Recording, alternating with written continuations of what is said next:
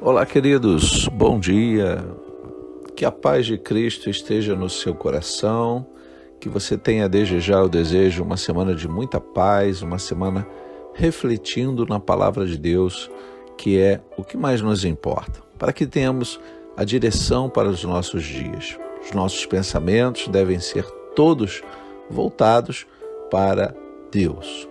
Então, desta forma, nós faremos aqui o nosso café espiritual semanal, nosso áudio, o devocional, para que você possa meditar durante toda a sua semana. O texto que estaremos lendo se encontra em Atos dos Apóstolos, capítulo 19, versículos de 11 a 15, quando diz assim: Deus, pelas mãos de Paulo, fazia milagres extraordinários, a ponto de levarem aos enfermos lenços e aventais do seu uso pessoal, diante dos quais as enfermidades fugiam das suas vítimas e os espíritos malignos se retiravam. E alguns judeus, exorcistas ambulantes, tentaram invocar o nome do Senhor Jesus sobre pessoas possuídas de espíritos malignos, dizendo: ordeno que saiam pelo poder de Jesus, a quem Paulo prega. Os que faziam isto eram 7 filhos de um judeu chamado Seva, sumo sacerdote. Mas o espírito maligno lhes respondeu: conheço Jesus e sei quem é Paulo, mas vocês, quem são? Que Deus nos abençoe na meditação da sua palavra. Queridos, assim como no ministério de Jesus, os milagres representavam o chamarisco também no ministério dos apóstolos. Como atrair a atenção de todos, se não realizando algo sobrenatural no meio deles? A questão é que o diabo, o inimigo de nossas almas, imita Deus em tudo. Ele manipula muito bem o mundo sobrenatural e invade o mundo natural, a mente das pessoas, para atrair para ele mesmo. Muitos dão confiança ao que é maligno pelas coisas sobrenaturais. Lembre-se sempre que Deus não precisa provar nada para ninguém, nem mesmo que ele existe. Quem crê, quem acredita, aproxima-se dele. O texto que nós lemos fala de uma viagem missionária do apóstolo Paulo. Paulo, quando chegava numa sinagoga, na igreja do seu tempo, ou mesmo numa casa, ele não perdia tempo. Pregava-lhes sobre Cristo. A intenção de Paulo era usar a razão das pessoas para pensar num acontecimento extraordinário, que ele teve experiências, encontrou-se com Cristo já depois de ressurreto, assunto aos céus. Paulo se encontra com Jesus no caminho para Damasco e ali ele tem a sua conversão. Agora ele está pregando a palavra, ele está servindo ao reino. E logicamente, pelo poder de Deus que estava sobre ele, assim como os demais apóstolos, acontecia algo até, vamos dizer, involuntário. O povo tinha suas necessidades e Paulo não negaria isso a eles. Os milagres aconteciam. A questão que nós precisamos entender é o quanto essa prática inverteu o papel da pregação da palavra. Hoje muitos procuram a igreja, procuram a Deus apenas pelos milagres. Querem os sinais, as maravilhas, as curas, a prosperidade, mas se esquecem que o real motivo de estarmos congregando numa igreja é conhecer mais o reino de Deus, principalmente a história de Jesus. Então, eles podiam até se sentir felizes, porém, alguns, quando ouviam Paulo, eles não gostavam do que ouviam. O versículo 9 do texto que lemos diz que, como alguns deles se mostravam teimosos e descrentes, falando mal do caminho diante da multidão, Paulo se afastou deles. E, levando consigo os discípulos, passou a falar diariamente na escola de Tirano. Ou seja, Paulo se afasta daqueles que não creem para pregar a palavra aos que ainda precisam ouvir. Paulo não perde tempo com conversas que não levam a nada. Ele crê, isso é suficiente. Então, quando ele se encontrava com alguém que não dava crédito ao que ele estava dizendo, pregação do Evangelho, ele se afastava e ia dar atenção àqueles que queriam ouvi-lo. Isso acontecia porque muitos corações estavam endurecidos, ora pelo pecado, ora pela excessiva religiosidade. Eles não paravam para ouvir a história de Jesus, o apontamento de Deus para si mesmo, ou seja, para o seu caminho. Me faz lembrar Provérbios 14, 12, que diz que há caminho que ao ser humano parece direito, mas o fim dele é caminho de morte.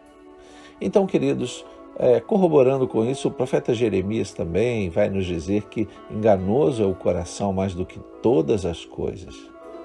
O coração é desesperadamente corrupto. Quem poderá entendê-lo? E Deus prova o coração. Deus prova o coração. Então, ao invés de Paulo se ocupar com os que não criam no Evangelho, em Jesus Cristo, ele se dirigia àqueles que queriam ouvi-lo. A Bíblia diz no versículos 10 a 12, do mesmo texto que lemos, que Paulo fez isso durante 2 anos, de modo que todos os habitantes da província da Ásia ouviram a palavra do Senhor, tanto judeus como gregos. Deus, pelas mãos de Paulo, fazia milagres extraordinários. E aí o texto que nós lemos diz que a ponto de levarem aos enfermos lençóis e aventais do seu uso pessoal, diante dos quais as enfermidades fugiam das suas vítimas e os espíritos malignos se retiravam. E quando apresentamos, queridos, Cristo pela palavra, as coisas realmente acontecem. Quando o homem para ouvir a palavra de Deus, as coisas acontecem. Os sinais, os milagres, as maravilhas acompanham aqueles que creem. Então, veja que o que precisamos fazer é apresentar Jesus Cristo. Ele é o caminho. A igreja não é o caminho. A igreja é apenas uma placa indicativa para o caminho. A igreja aponta para o caminho. Por isso, é importante congregarmos, estarmos numa igreja, fazer parte de uma igreja que busca pregar o Evangelho.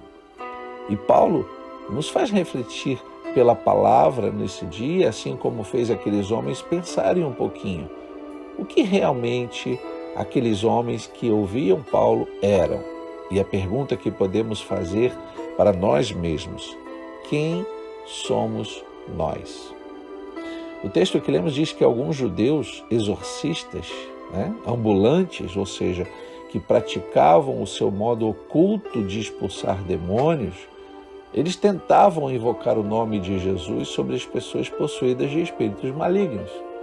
E eles usavam o nome de Jesus. A Bíblia diz, o texto que lemos, versículo 14, diz que os que faziam isso eram 7 filhos de um judeu chamado Seva, sumo sacerdote. Ou seja, eram filhos de um homem religioso.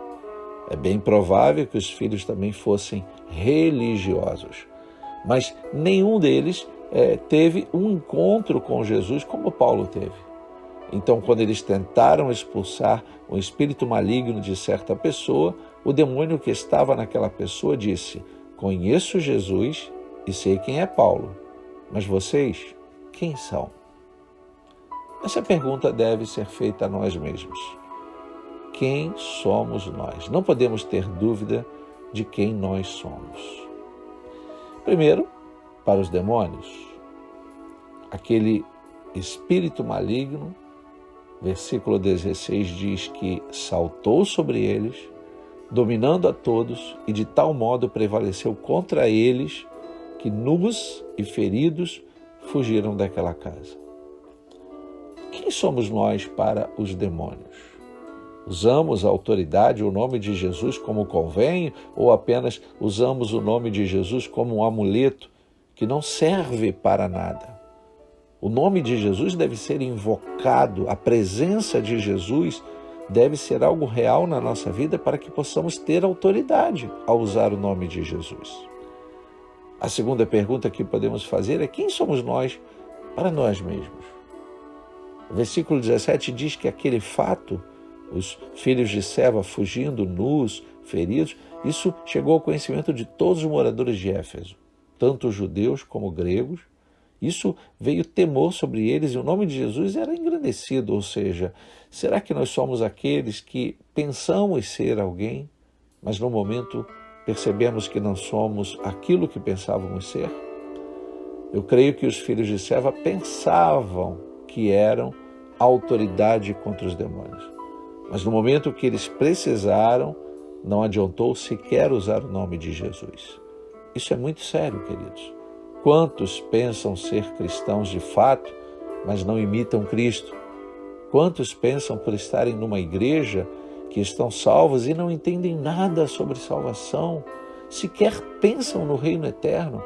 De que adianta eu querer morrer e ir para o céu se o céu não me é agradável nos dias de hoje? Se eu estou mais ocupado com as coisas deste mundo passageiro? Devemos pensar sobre isso. Quem somos nós para nós mesmos? E aí eu posso fazer uma terceira pergunta: quem somos nós para os outros? Porque o versículo 18 diz que muitos dos que creram vieram confessando e denunciando publicamente as suas próprias obras. Também muitos dos que haviam praticado magia, reunindo seus livros, os queimaram diante de todos. Calculando o valor dos livros, diz o versículo 19, verificaram que chegava a 50.000 denários, ou seja, o livro custava muito dinheiro, não diferente dos nossos dias, mas custava caro. E eles queimaram tudo porque reconheceram o poder de Jesus sobre a vida do apóstolo Paulo, o poder de Jesus sobre a vida deles, que agora se manifestava abundantemente. Então eles reconheceram. Queridos, quem somos nós para os outros? Os outros podem pensar que somos alguém, de fato, conhecedor das coisas de Deus, pelo nosso testemunho público, mas enquanto falamos. Mas o que precisamos é reconhecer Jesus como único e suficiente Salvador. E aí o versículo 20 vai encerrando dizendo que assim a palavra do Senhor crescia e prevalecia poderosamente. Que seja assim na sua vida. Que você não apenas reflita, medite, questione quem você é, mas seja quem Deus diz que você é. A Bíblia diz que você é filho e filha de Deus se você reconhece Jesus como Senhor e Salvador. Faça isso. Ore, faça a sua oração abrindo o coração e dizendo: Jesus, eu sou o seu filho, quero me posicionar como filho e como filha, quero viver debaixo das tuas ricas bênçãos como Deus Pai. Queridos, essa é a nossa meditação nesta semana, que você possa refletir todos os dias e até a próxima, se Deus quiser. Que Deus te abençoe, rica e abundantemente. Até lá.